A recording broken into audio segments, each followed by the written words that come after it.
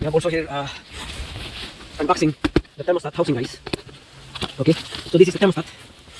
It comes with the complete gadgets, no? You have the thermostat itself, and it comes with the housing.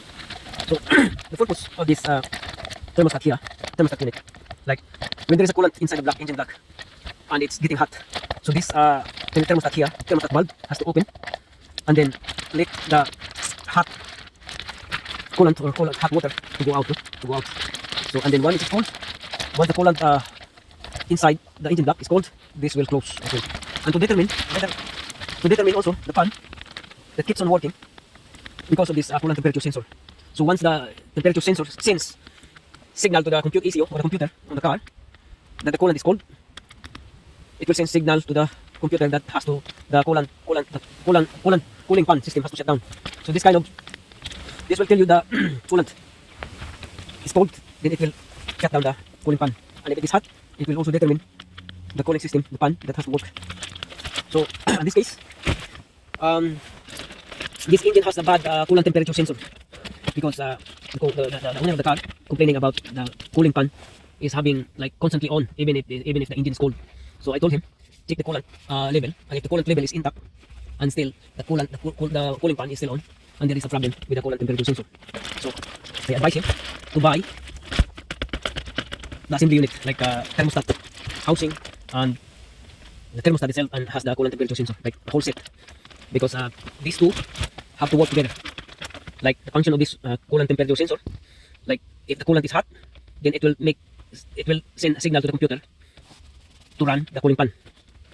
And if the coolant temperature sensor determines the temperature of the coolant is cold, then this will also send signal to the computer or to the ECU that the coolant is cold. So it will automatically shut down also the cooling fan system, like automatically turn off if the coolant is cold. So that's the function of it on these things.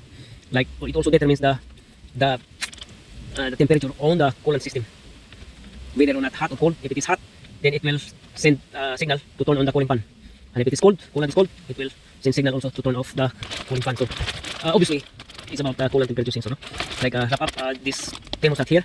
Once the coolant is hot, the thermostat valve will open, and once it is cold, it will close. So basically it's open and close, open and close. That's the work of the thermostat valve. So it has come with a complete, kind of expensive, guys, but worth it to buy because it's the whole thing.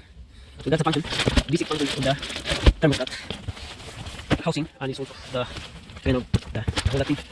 So if you have car, guys, that the cooling fan is constantly on, maliban na lang kung may ginawa kayo na modification or nirekta niyo yung wiring connected to the ignition. Once the ignition is on, the cooling fan also is on, so that is nirekta, no? But in this case, hindi naman nirekta, nag-trace ako, hindi naman nirekta, wala nakarekta ng mga wirings. So on my own view, the thermostat the coolant temperature sensor is bad, and cannot determine whether or not the coolant inside the block is hot or cold, and on the system is always hot, so it doesn't turn off the cooling fan. So better to change the coolant temperature sensor in that case if the cooling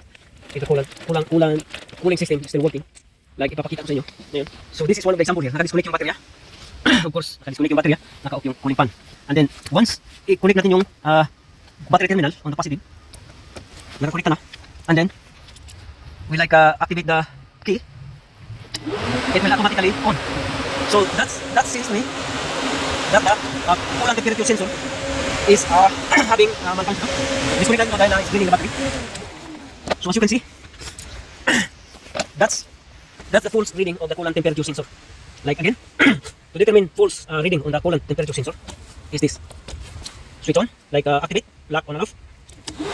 It will automatically blowing air, like the fan is working even if the engine is cold.